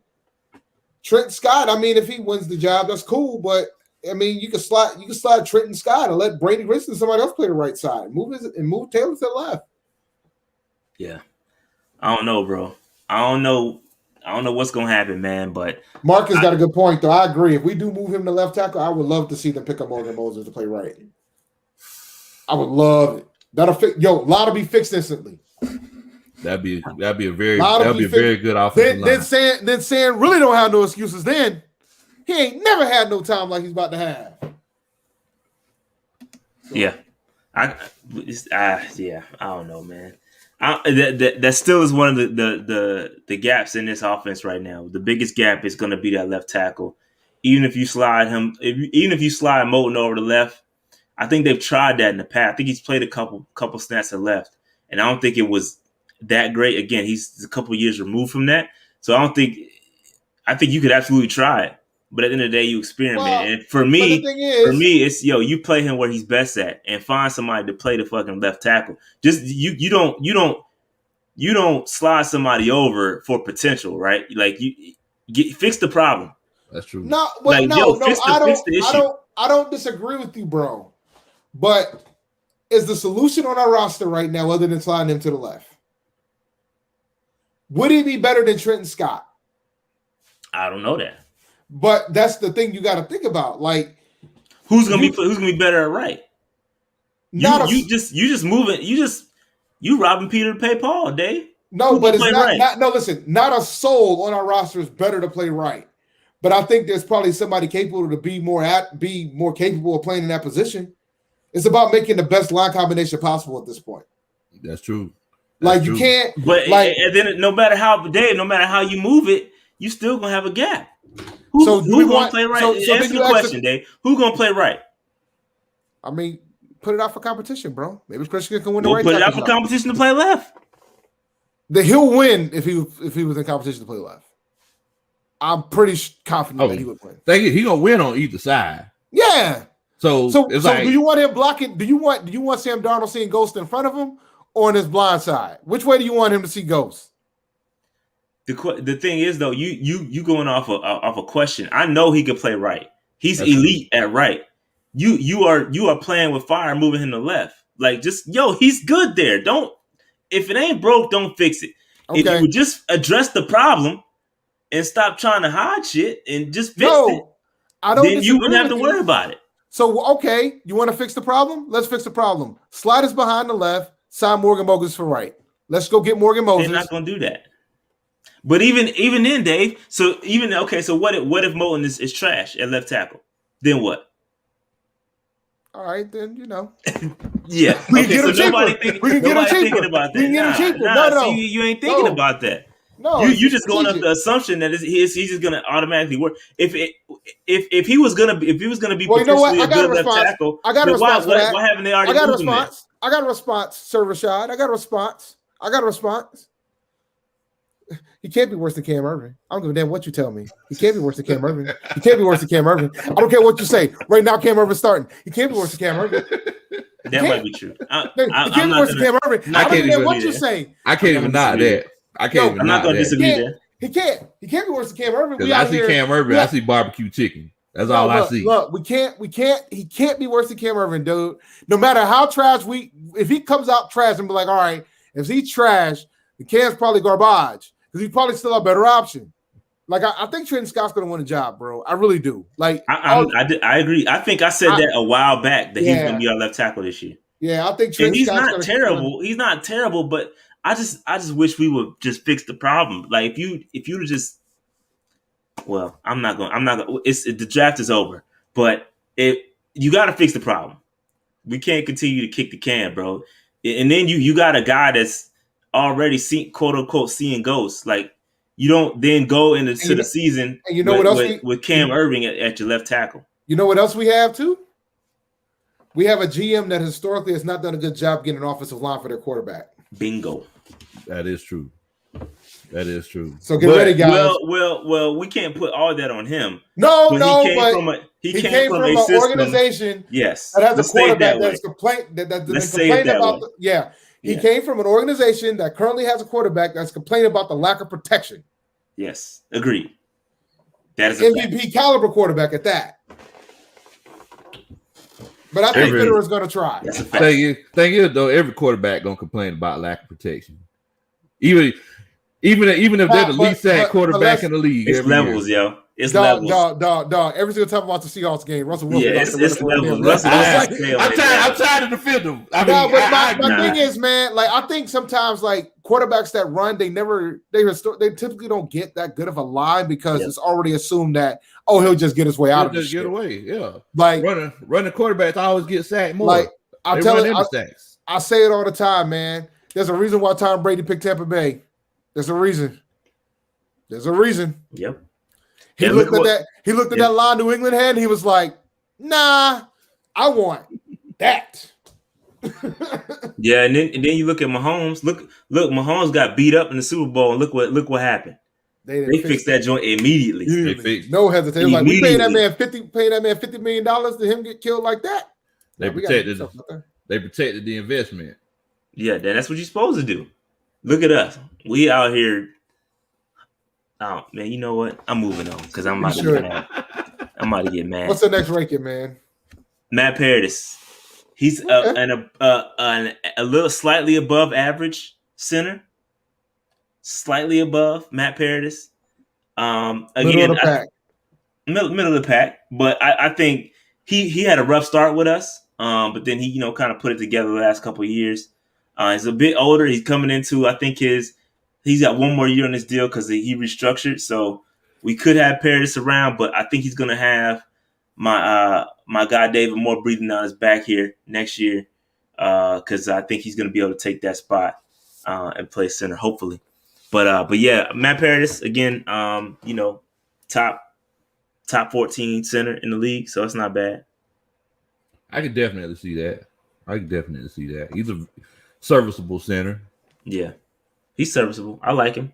He ain't Ryan, but yes, he's serviceable. Yeah, he had a rough start though.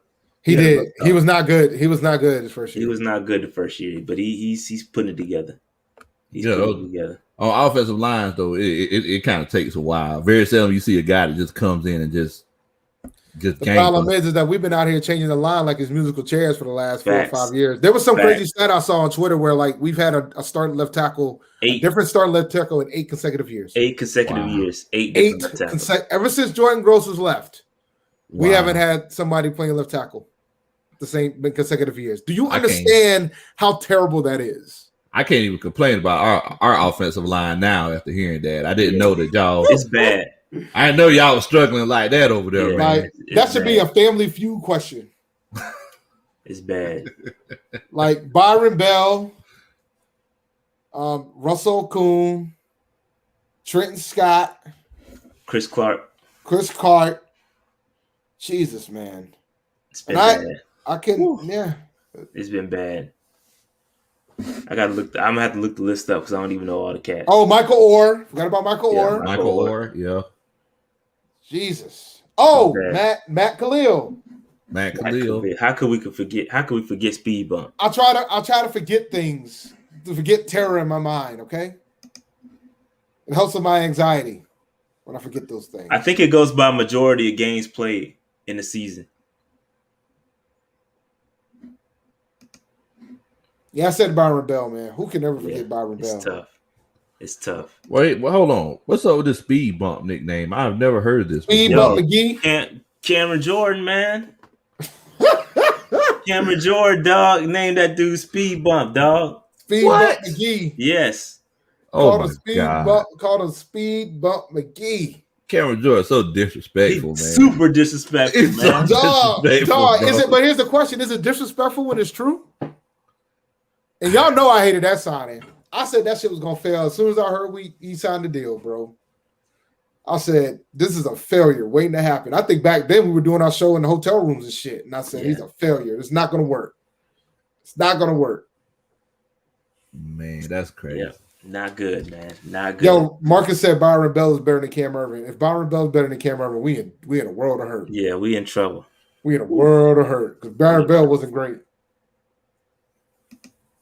All right, Dave. Let's move on. We did make a couple moves here. We saw Julian Stanford, linebacker, kind of special teams cat. He started all 16 games from us last year, or played in all 16 games with us last year. Special teams ace. Could that linebacker room? I don't know, man. I don't know. Could get ugly for certain people. He could still win it because he plays special teams. Yep. He can still spot off that alone. Yeah, I think guys like Frankie Louvu, these guys got to watch their back, man. Who else on there in the linebacking core? I don't know if you're going to count Christian Miller. He's one of those guys that could take one of these spots, man. Christian Miller, defensive end / linebacker. Got to watch out, bro. If they're gonna stay at 4-3, he's a wrap, buddy. Because they can save the spot. I heard that y'all want to stay in the 4-3. Yeah. I think now with the draft the way it went down, I think 4-3 is more likely. But it's gonna be hybrid. It's gonna be hybrid front. Probably gonna be some 4-2-5. It's gonna be some wild looks, man. It's gonna be some wild looks. Yeah, that's pretty much how everybody in the NFL. Oh, now. Jared, good point, man. Yeah, this is a good point.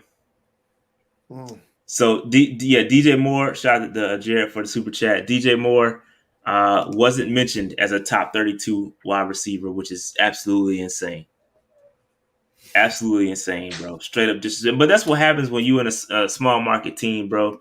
You get overlooked. And let me be clear before I say what I'm about to say. Oh, because Dave's a fantasy hater. No. Moore. He's a top 15. He's a top 15 wide receiver in the league. But that being said, his numbers, his drop rate was high, bro. Here you go. Drop rate was high. But in PFF, that's going to be a big penalty for him because they're going to base off stats like that. So when you have a high drop rate, you're not going to make the top 32. Then his was pretty high. So I know you don't want to hear it, but the numbers show it. He's right. I mean, PFF, they do take into all that into account. So if you dropping the football a lot, you ain't gonna be on their rankings. But hold up. Tyler Boyd made the list. Yeah, that makes sense. So he went over DJ Moore. But that makes sense based on how PFF does their numbers, dude. Like Big Country, because like PFF takes more into account of like how many drops you have, catchable passes, and all the other stuff. Like, man, bro. Like DJ Moore, like I used to come on this show like complaining about the numbers I was getting in fantasy from DJ Moore. And part of it is because he used to drop a lot of freaking passes. Like at one point, DJ Moore had a 50% catch rate during the season. What? Yeah, it was pretty bad. 50%. Oh my God. Wait, and you got somebody like Curtis Samuel having like 90. Robbie Anderson's in the 80s. Curtis Samuel. DJ Morrison at 50%. I know he's great. Don't get me wrong. I'm not trying to kill him, but like the numbers are the numbers. Yeah. So based on PFF and the way that they penalize when it comes to drops like that, not shocked he's not in the top 32. I mean, I knew that he dropped some passes, but I didn't know he had the drops. He's like that 50% at one point. At one point, yeah, it was pretty bad. Yeah, it was bad. Crazy. Yeah, he had a bunch in one game. That Bears game was rough. He dropped a touchdown pass. It was pretty bad. It was pretty bad. Yeah, nobody likes to bring that up, but yeah, it was pretty bad. Oh, don't worry, I got slandered on here because he had a really good season as a whole statistically, from yards, touchdowns, and all that other stuff. But the thing is, with his drop rate, he could have been better than that. And then some of them were catchable, and he still was dropping them. So it's like, and then Teddy would get a lot of the heat. So, but Boyd's good. He's been pretty damn good in Cincinnati. Yeah. So I'm not shocked by it. I think if you take the drops out of it, I know that's also involved in it, but it's a different ball game then. Yeah, I take DJ Moore over Tyler Boyd all day. Facts. Same. Yeah, we know what we got in DJ, man. It's cool. Everybody else will find out later when it's too late. Well, in my video today that was posted, I talked about the fact that, DJ didn't even have the most fancy points at wide receiver. It was Robbie. Believe it or not. But moving on. Yep. Other dude we signed is Karan Reed, another interior defensive lineman. Used to play with Jacksonville. He played with a bunch of teams actually. But in order to make room for him, we actually released Chris Orr, which is intriguing because I thought Chris Orr was going to be pretty solid. And he's a linebacker. Let him walk. But yeah, this dude, I don't know where he's gonna. To me, I just think this is a camp body. We got a lot of interior guys. I mean, you got Dare Brown, you got Bravion Roy, you got Davion Nixon, you got Daquan Jones, and we only kept 4 last year. So unless we decide to keep another one, I don't see where this dude making the roster. He spent some time with the Chargers football team. The Colts, Cowboys, Cardinals, and Jags. I mean, this dude's just a journeyman, bro. So I don't see him. We signed everybody with safety. That's true. We still ain't got no damn safety. They obviously think they're fine at the safety position. Yeah. They didn't draft one. They didn't sign nobody. Maybe that's something up their sleeve, man. They know something we don't. Look, man, I would think they would have signed a safety by now, but obviously they have faith in the guys that they have there.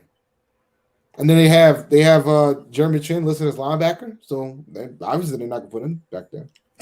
Mm-hmm. I think Chin gonna end up at safety, bro. I think they just maybe that was a misprint or something. I don't know, but yeah, I think Jeremy Chin's gonna be back. Good point, Marcus. They didn't want to sign Short, but they signed this guy. Yeah, Short. K1 is done here, bro, and we knew that a long time ago. Yeah, them days. We love K1 Short here. Yo, he might be done. Period. At this rate, nobody signed him yet. He might be. He's 32, I think. So he's already old. Damn, it's been that long. Yep. How long was he in Carolina? He played with us for what, 7-8 seasons? We drafted him in 2013, right? Because it was the Star draft. It was Star. They drafted Star and KK in that draft. So it's been dang, he's 32. Yeah, he's 32. He turned 33 in February. So he's up there, bro. He's up there. Yeah, 2013. So he played what, 1, 2, 3, 4, 5. Yeah. 8 seasons. Yep. 7 seasons. Man. He was older when we got him. He was 24 when we drafted him, so that didn't help. Because he was a senior when he got drafted, right? Yep. Yeah, I remember. It didn't help when his age. He's already a little bit older. But yeah, man. So that's what our defensive tackles look like. I think this dude's just a camp body, but it is what it is. Oh yeah, we did sign a safety, Delano Hill. You're right, Jared. Delano Hill. Is he gonna start? I don't know. I'd be surprised he make the roster, to be honest with you. Yeah. So that means we don't have a problem at safety then. We already signed a camp body. Not yet anyway.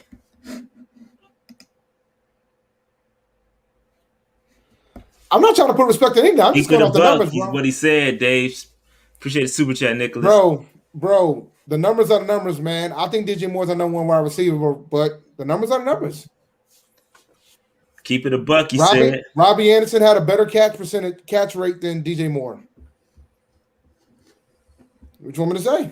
I love DJ. This is the real question, though. What's up with this long snapper? There ain't no long snapper battle. They're gonna cut JJ Jansen when it gets close to the end. Come on, don't do my man JJ like that. Though. I don't want to do him like that, but when you draft a long snapper, you're gonna keep him. Marty Herney's gone, bro. They're not keeping two, and then I'm not getting the value for neither one of them. Thomas is getting that job. Thomas Fletcher.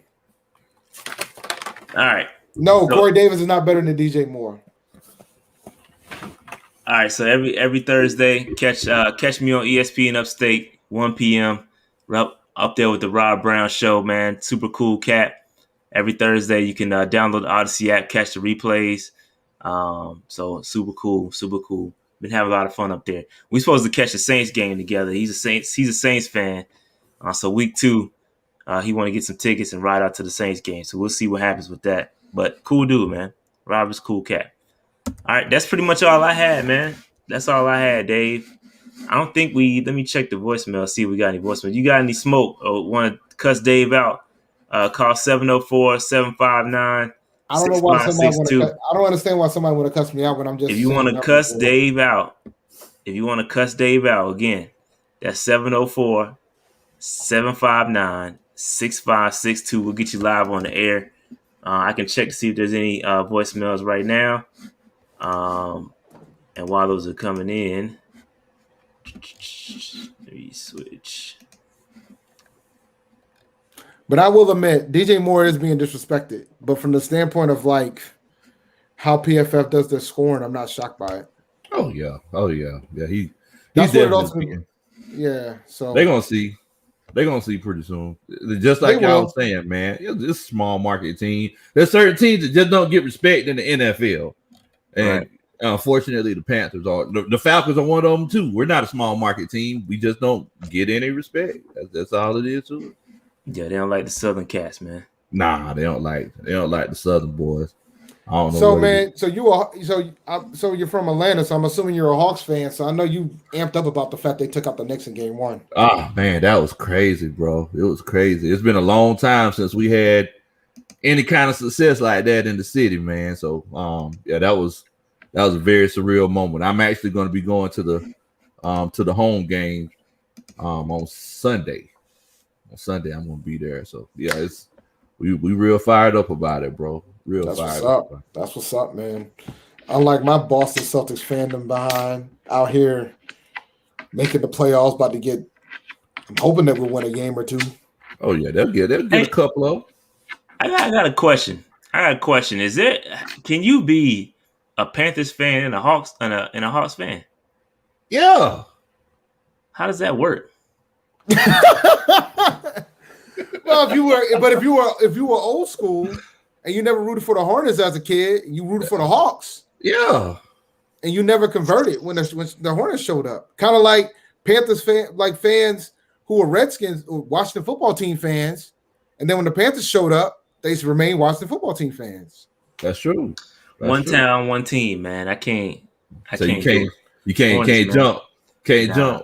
Mm-mm. Hey, I feel you on that. You got the Hornets, bro. I'm rocking. I'm Hornets all day.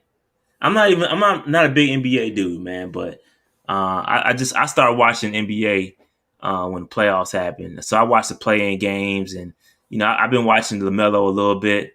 I'm a Duke fan, so I go wherever my Duke players go. I kind of follow them, but outside of that, man, I don't really watch NBA like that, man. It's too ain't no passion in the game for me, man. Like not into the playoffs anyway. I'll tell you one thing, y'all got a dog in LaMelo though. Yeah, he's legit. I got you one. Yeah, y'all got you one with him, man. He's legit. LaMelo's legit, yo. And it's about time because the Hornets ain't really had a legit guy like that in a very long time. Very long time. So, he's legit. But we'll see what happens, man. Like, I'm looking forward to the playoff series this year. There's some pretty damn good series in the first round. We don't really get that often. Like, I think Phoenix and the LA, that's going to be an intense series, bro. Oh yeah. That's That first game was good. I watched that one. Them dudes was rocking, man. LeBron flopping everywhere, bro. Like I was like, man, come on, man. LeBron out here thinking he playing soccer, man. This ain't soccer, man. We can notice, we see them flops, bro. Man, boy, he looked like a They're fish. gonna mess around and lose. By the way, they're gonna mess around and lose that series. A lot of folks are saying, "Oh, Lakers ain't gonna lose to the Phoenix." I'm like, hey, Phoenix legit, bro. It Just I think it depends on Chris Paul. If Chris Paul can stay healthy, I think they'll be all right. But his shoulder was jacked up. I mean, he was turning the ball over crazy. Man. I was like, what is this dude doing? Get him out the game, man. But I don't know. It's gonna be tough. 89 J Stubbs in the comments. I don't get mad at me, man, but your Lakers, they ain't looking too hot right now, man. LeBron's starting to look his age a little bit. LeBron ain't healthy, bro. He ain't healthy. And Anthony Davis ain't showing up. Those two things is gonna equal their demise. Yeah, them dudes look so passive. I think, when you get teams like that, and this is me, I'm not an NBA dude, but them dudes out there, they just look like they waiting for the other person to take over. It's just like, like when you got those super teams like that, sometimes you can just kind of take a day off. Both of them dudes just having to take a day off, and you can't do that. One of them got to show up. I just saw like LeBron. Look, I was watching the game like LeBron was just one of them showing up ain't gonna be enough. They both need to show up. No, but when you get in scenarios, oftentimes one person can have a bad game and the other person can explode.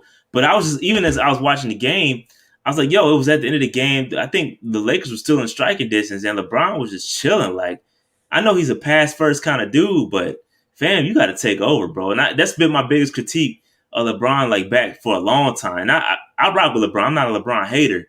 But like, bro, you just take over, man. You can do it. Just do that, joint. Just take over the game, bro. Biggest thing out there, I know everybody's saying that typically the LeBron always loses game one, but bro, typically when he loses game one, he ain't the 7th seed against a really talented team. Phoenix ain't a slouch; they just inexperienced. Yeah. But they're not that inexperienced because they have Chris Paul. So if Chris Paul can stay healthy, he gonna lead them young boys there. He can get them out of that series because Phoenix got a deeper roster. They got the talent. They do. They got the talent, and they're healthy. Yeah, which is the most. It's a 7-game series, but we'll see, man. We'll definitely see. Yeah. CP3 talking about CP3 shoulder, man. His shoulder was jacked up.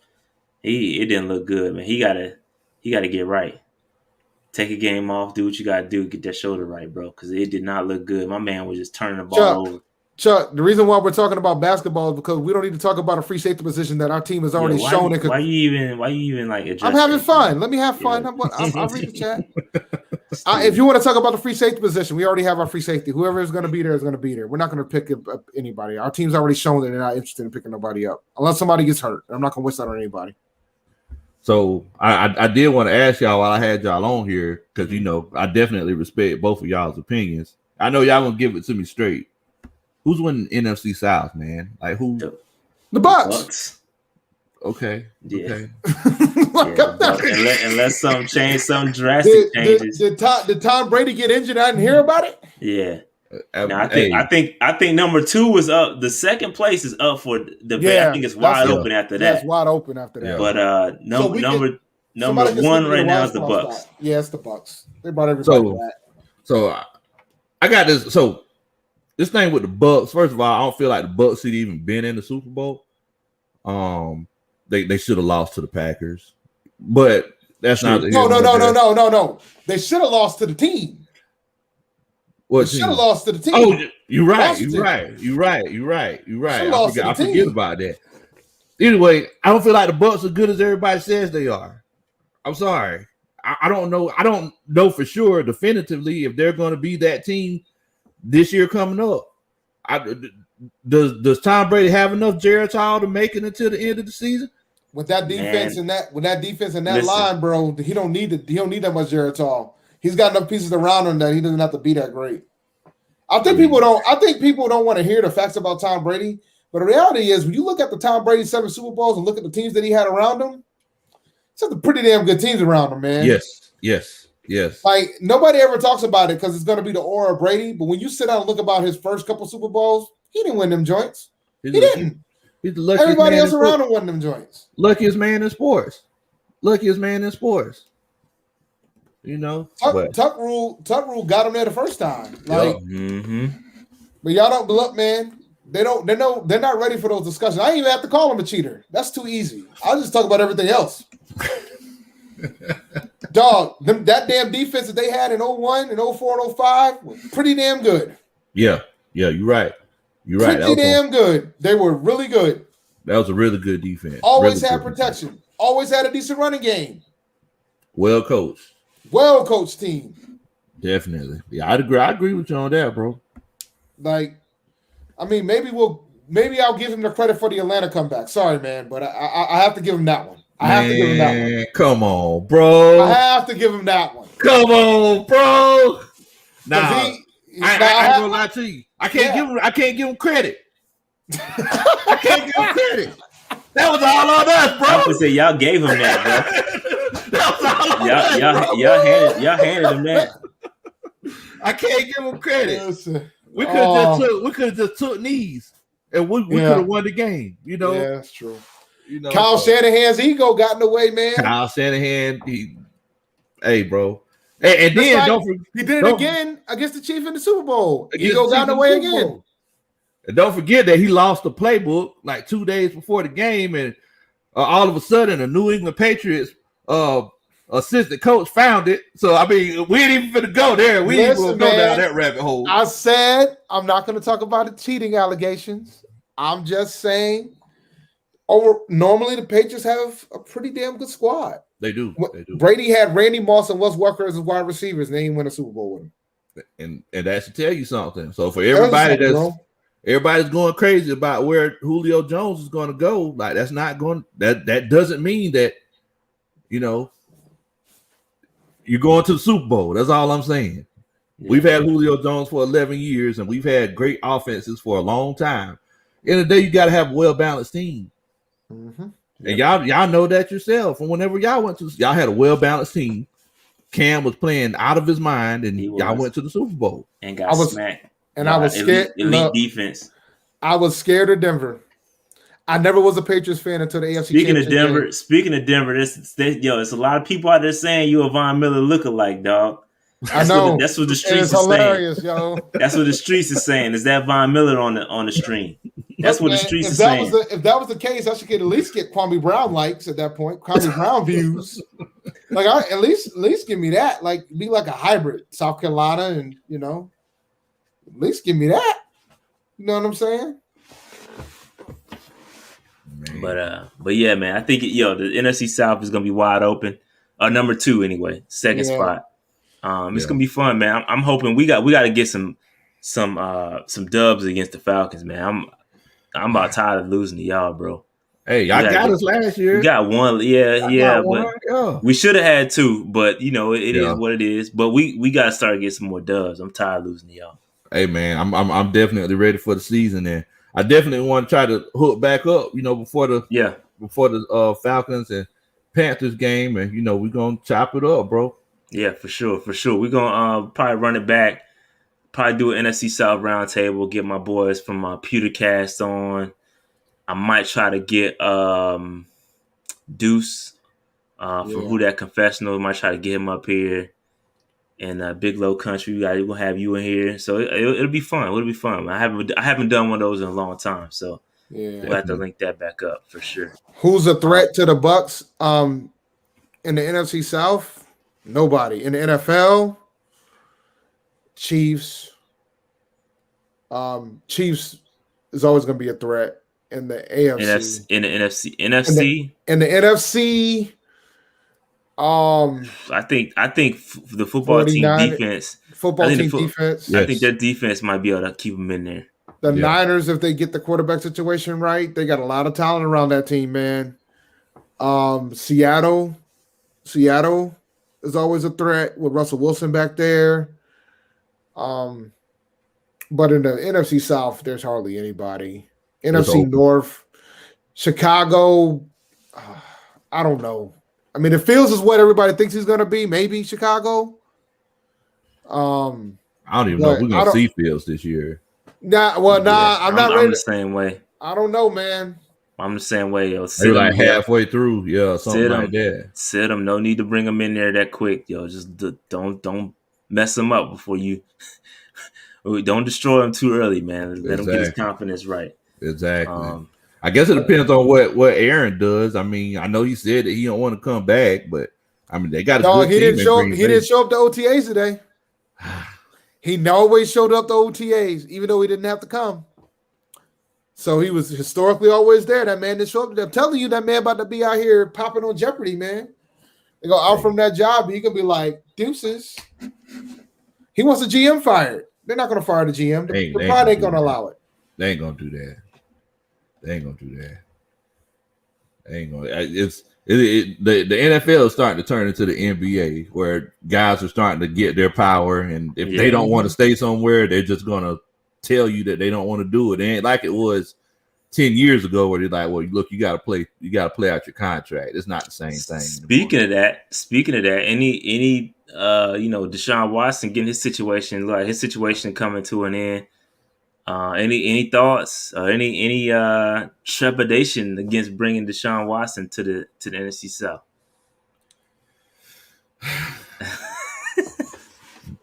Man, I keep hearing everybody saying that Sam Darnold is a means to an end for Deshaun Watson. That's what I keep hearing. Yeah. So I hope that's not the case. Hey, listen, I think Miami's the front runners to get him personally. I think we super thirsty, bro, and I think we'll do whatever if he was made available. If Sam Darnold loses to the Jets in Week 1 and Deshaun Watson is available, if he's Deshaun made available, Watson's going to be our starting quarterback by Week 3. If he's made available, I think we're going to do whatever it takes to get Deshaun Watson. I honestly think that they're going to give Darnold an opportunity to excel, but I just don't know how Patriots Temper is going to be at this point.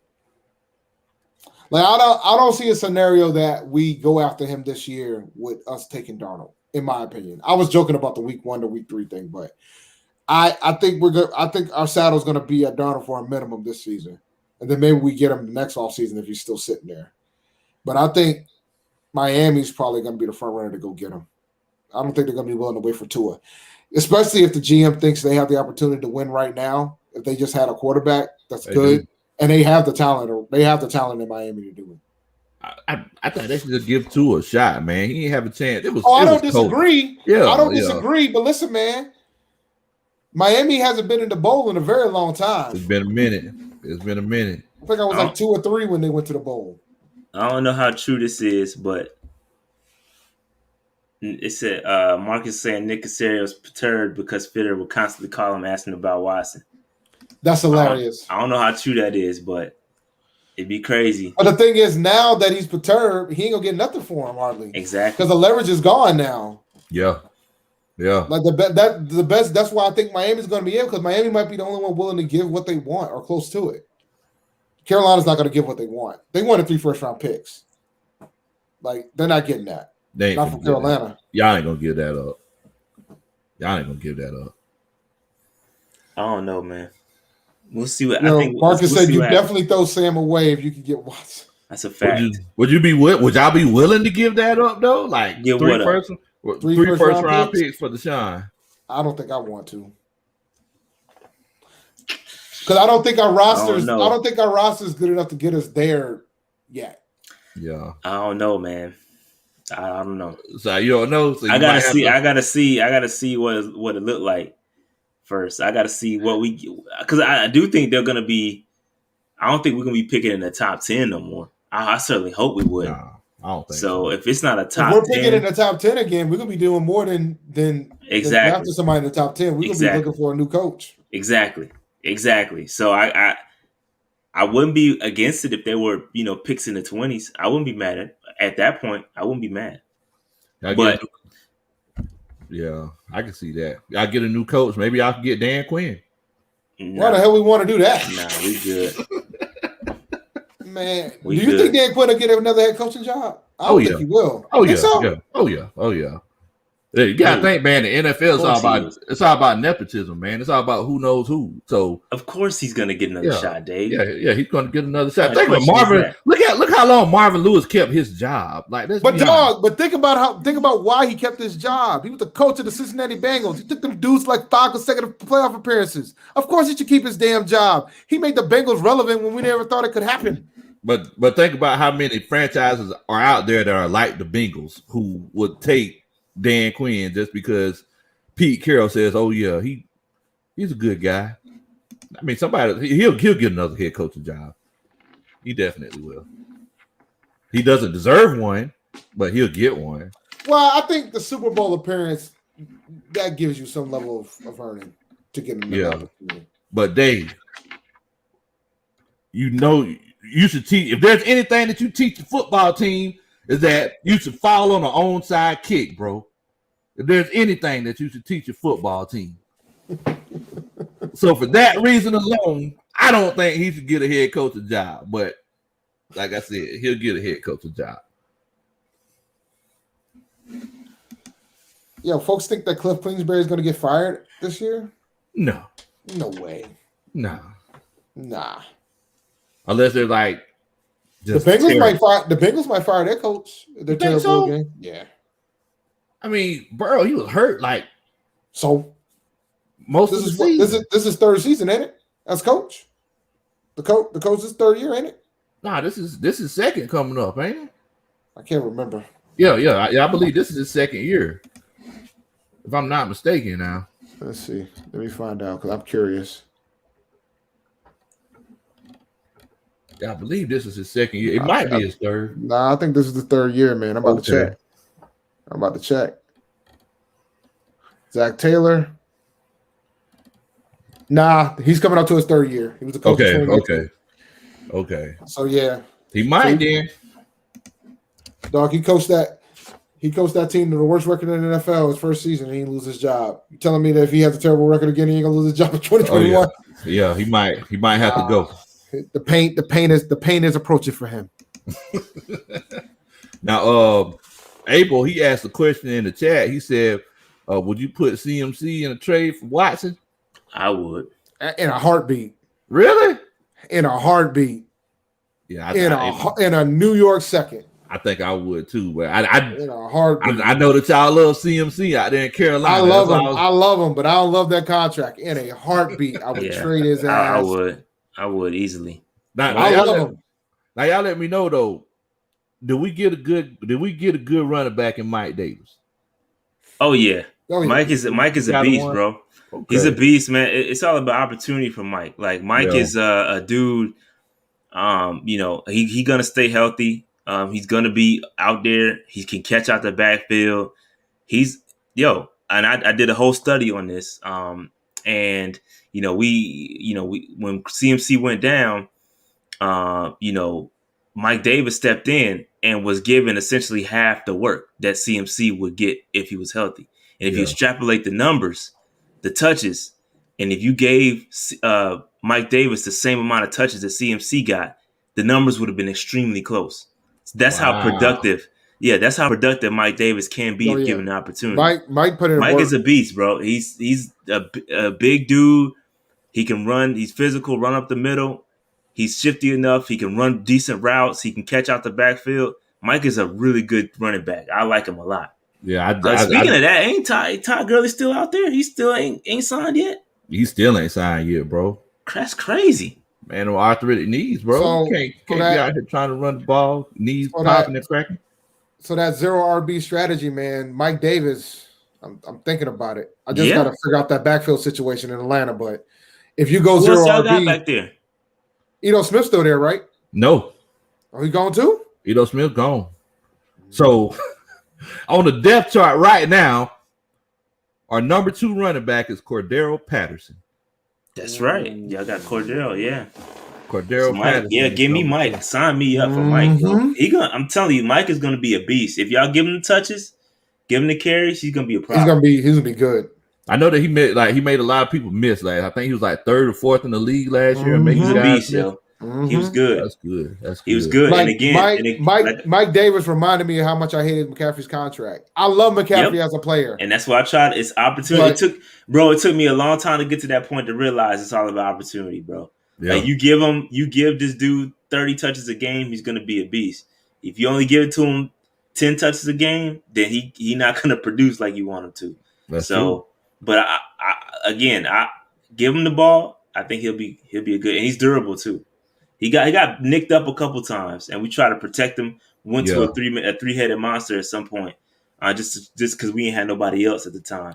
But Mike is a good dude, man. I like Mike a lot, and we killed him though in that jersey swap when he asked for that jersey swap pick. Did y'all see that? You see that on Twitter? No. He asked he asked Twitter for a jersey swap, Photoshop of him in the Atlanta jersey, and Panther Nation killed him. Panther Nation destroyed They killed him, yo. But he was loving it. He took the jokes in stride. They put him in a 28-3. Yo, they killed him, yo. They killed him, dog. They killed him. Yeah, they killed him, dog. Oh man, that's rough, right there, boy. That's rough. Yeah, but all right, man. Let's go ahead and shut this thing down. This was fun, bro.